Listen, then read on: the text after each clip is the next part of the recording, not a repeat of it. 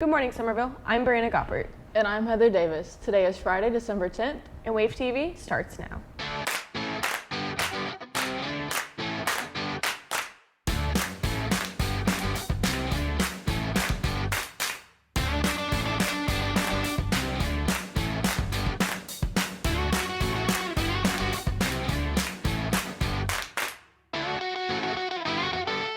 First up on Wave TV, Reina Chavez talks about the Michigan school shooting. Throughout the entire of the COVID online schooling, school shootings have stopped occurring. But now that we are back attending in-class schooling, school shootings have sadly started occurring again. Last Tuesday, November 30th, the Oxford school shooting has been all over the news since taking place. In suspicion of causing this event is a student named Ethan Crumbly, a 15-year-old sophomore at Oxford High School. On next Tuesday, hours before the shooting, a teacher saw the student drawing an illustration showing the massacre that would soon happen later. The student stated that the drawing was for a video game he was designing. The teacher brought the child down to the office, had a school meeting, and brought in the parents to come to the school, and ultimately it was determined that he could go back to class. The suspect later was seen walking out of the bathroom down the school hall after the meeting, holding the gun and shooting the windows of classrooms. Ethan Crumbly is being accused of the killing of 4 people who died: Madeline Baldwin, 17 years old, Take McRae, 16 years old, Hannah St. Juliana, 14 years old, and Justin Sherling, 17 years old. We are keeping Oxford High School in our thoughts during this tough time. Next up, Jacqueline talks about sexual assault. Sexual assault. It's not okay. It's not cool. It's not funny. Not a trend. Every 68 seconds, an American is sexually assaulted. 10% of South Carolina high school students experience sexual assault each year. There has been a rise in sexual assault in this age group. It is horrible and no means no, so don't do it. Here's Cop Dixon with tips to stay safe. Well, the first thing you do is don't blame yourself. Don't look at it as it's your fault because this happened to me. All that person has to do is say no. Normally within 72 hours, it needs to be reported. Just don't hold it in. You need to let it out immediately. That way we can get the necessary steps, try to get a description of the person. Just don't take things for granted that this person, he may be nice or she may be nice, because sexual assault actually goes both ways. We need to raise awareness of how all genders can be sexually assaulted. Boys should not have to feel like their sexual assault is any less than a woman's. Boys can get raped, boys can be groped. The hurt, the fear, the memory is something all genders suffer with. Well, you'll always have a support group. No matter, even if you're scared to tell your parents, there's always somebody, there's a counselor, an administrator, a teacher, somebody you feel comfortable with, because not everybody feels comfortable talking to everybody. So even if you're scared, just know that there's somebody out there that can help you within the school.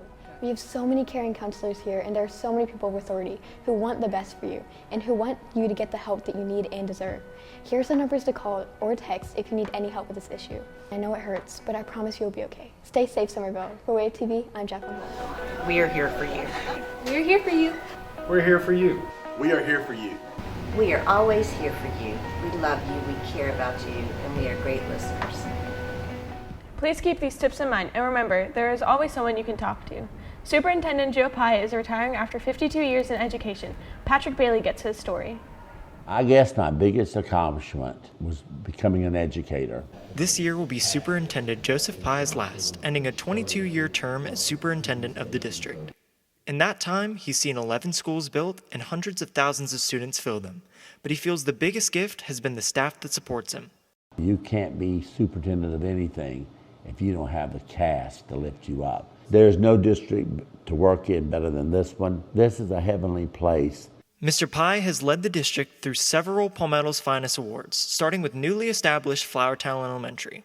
I was the first school at Flowertown to win Palmetto's Finest, so I got caught up in it. And then when I became superintendent, it became a goal of mine to get as many schools to be recognized.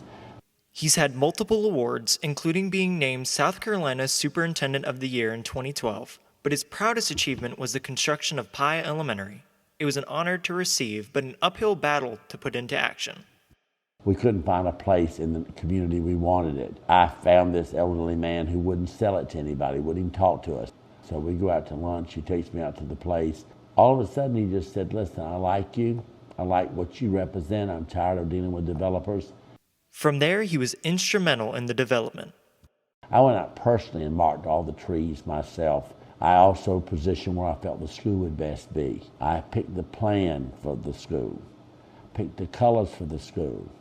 He had poured his heart and soul into the project, so much so that his name was immortalized into the school. He had not only built schools around the district, but he had changed some of their processes as well. His most significant was changing the application to Rawlings Middle School of the Arts. I inherited it, which was a good school, but the people who couldn't get in was most upset. I took a lot of things out of the process. Too many children were being denied equal access, in my opinion. He made the application more accessible to students, put the application online, and removed the interview from the process. Fine arts were a major priority in his years, boasting a major claim. We're probably the only district I know of in South Carolina during my 20 years that's never cut an art program. I've never cut one. Every child needs to feel like they're coming to school for something they can be successful at, and sports has done that for us.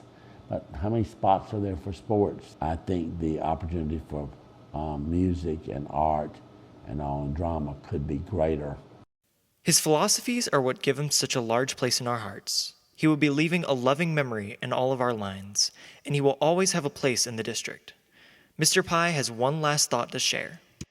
I don't remember many of the failures, and I'm sure there's a good many. Everybody has those. There's just been so many successes. Reporting for Wave TV, I'm Patrick Bailey. Really changed and grown, but we still have that team Dorchester. Thank you for all you've done for the district, and we will miss you. This past Tuesday marked the 80th anniversary of Japan's attack on Pearl Harbor. Here's Ethan Hanna with more. Yesterday, December 7th, 1941, a date which will live in infamy. 80 years ago, Japan initiated a surprise attack on the U.S. naval base of Pearl Harbor located in Hawaii. This was the first attack on American soil and is the reason the United States joined World War II. Pearl Harbor was established in the late 1800s, and when the war began, even though America was technically neutral, they were economically supporting China with supplies and resources. When we put economic embargoes on Japan, Japan figured that we were already one way or another at war with them. It was a matter of time until we were doing so openly and militarily. The Japanese saw this attack as a way to buy them time to build up their navy before the U.S. could retaliate. Luckily, the bombers didn't destroy the base's key facilities, which allowed us to rebuild quickly.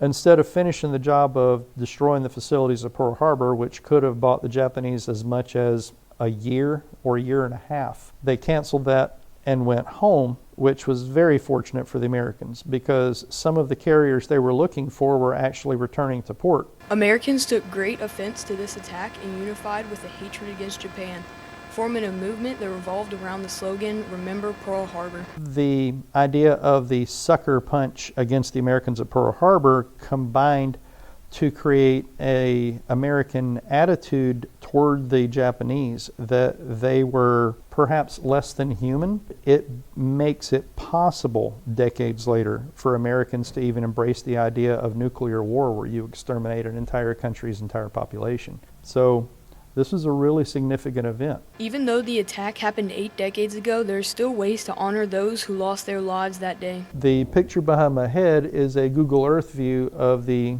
wreck of the USS Arizona lying on the bottom of Pearl Harbor. Almost 3,000 people died that day, and nearly half of those people were on this ship. The parts were unsalvageable, and the bodies of almost 1,100 Americans were left there as a memorial. They installed a floating marker above the Arizona that you can visit by boat, and when you walk inside, the names of the 1,100 or so Americans are engraved on the inside, and you can look over the side, and the water is clear enough you can actually see the wreck. Pearl Harbor was a defining moment in U.S. history, and it's important that we take some time to reflect on its significance. Reporting from Wave TV, I'm Ethan Hanna. It's amazing how a few small decisions can impact the course of history forever. May we never forget the impact of Pearl Harbor. Have you been on Instagram recently? Coming up, Dylan asked for your opinions on the new Somerville accounts. Have you been sleeping in class, rocking your hot ride, or parked extremely bad? If you have, Instagram has certainly captured it. Let's see what the students have to say about this. So what do you think of the new Somerville High School Instagram pages? I think they're interesting and fun to look at. I think they're really funny. I don't know. I looked at a couple of them.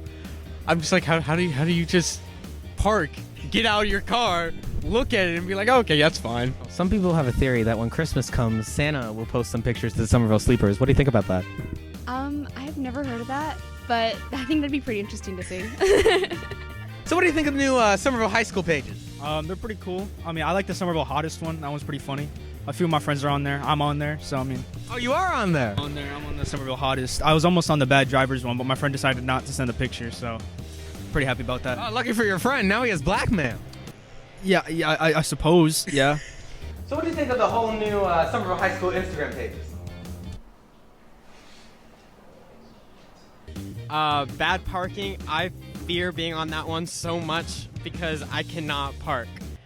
So Edward, what if they make an Edward Naval page just about you, Edward? What happens if it's just all about Edward? They know your social security number, your home address, everything, all your friends, your girlfriend? Hit me up. Instagram, edward.naval. Sure, you can make it a Somerville fan page. I don't mind. Social security number. Any of your friends been on it at all? Yeah, one of my friends has. Her name is Abby. She got on there for sleeping, so shout out to her for sleeping in class and not paying attention in human geo. You hear that, Abby? You need to get them grades up. What are you gonna do? It seems like the Somerville Instagram pages have made a positive impact on Somerville itself. Be sure to check out the new pages such as Somerville Bad Parking, Somerville Slump, Somerville's Hottest, and Somerville's Nicest Cars. And you must be wondering, Dylan, why you dressed all comfy? Well, I'm trying to get on Somerville Slump myself. So, reporting and sleeping for Wave TV, I'm Dylan Rosario. Keep a lookout for the new and fun Somerville Instagram pages. Next, Kylie and Abby design ornaments to spice up the Wave TV tree. Today is such a sad day because our Wave TV tree is naked and has no ornaments on it. But good news, today we brought decorations. Sponsored by Target. No! I'm just kidding. Oh. What's that? Oh, I see. Okay, I'm gonna do some bloody murder weapon.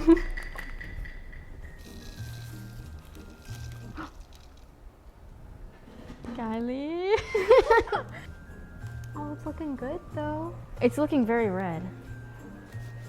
Yeah. Well, I had to open it just a little bit more. The normal paints are a little bit. Did it get on my face? I want to just dump it in now. Oh wow, that one comes out really fast. Okay. I hope you didn't need the green.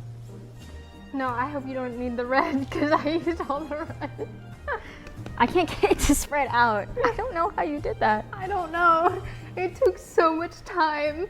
Okay, well, it looks good if you're a kindergartner. I've actually never been to Five Below. It's pretty opaque, honestly. Five Below is opaque? What? No, the paints. Oh, I thought you meant Five Below. How would store would be opaque? Well, if you can see through like the store, then I guess. Wait, that's opaque, right? Wait, it's no transparent is you can see through it. Opaque is you can't see through it, right? Yes. Wait, what? Where's the opening? Oh, the entire thing is the opening. What? No one saw that. Okay. No. Did that go anywhere? La la la la la la. It's amazing. Okay, I have to take these off. I'm sorry. I'm de-Christmas-fied, but they're bothering me. Same, honestly. The lid may or may not be destroyed for yours. I think I accidentally stepped on it. My finished product, a green wave. I heart SHS. It's so pretty. I think these look pretty good. And they'll look great on our Christmas tree. Reporting for Wave TV, I'm Kylie Cummings. And I'm Abby Litz. Thanks, Kylie and Abby, for your expert creativity. Finally, Cooper Kelly tests our students' knowledge on Christmas tunes. So what we're doing is we're going to have you guess Christmas songs. Here's the first one.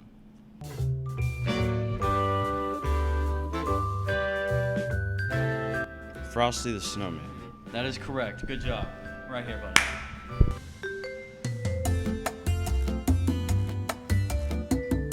Feliz Navidad. Yes, that's right. Good job. You ready? Sure.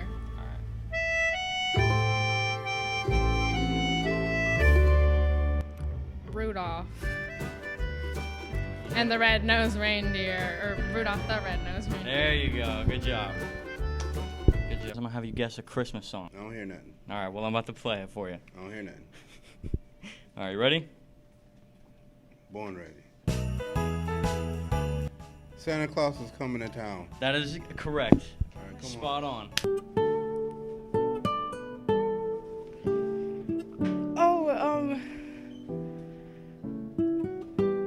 Oh my gosh, I know it's in like wonderful time of the year, something like that. Winter. We'll give it to her. It's the What most is wonderful it? time of the year. Yes.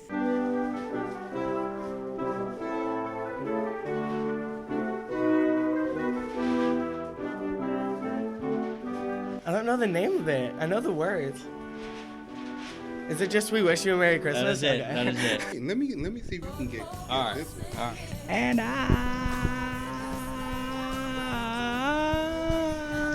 Well, please don't sing.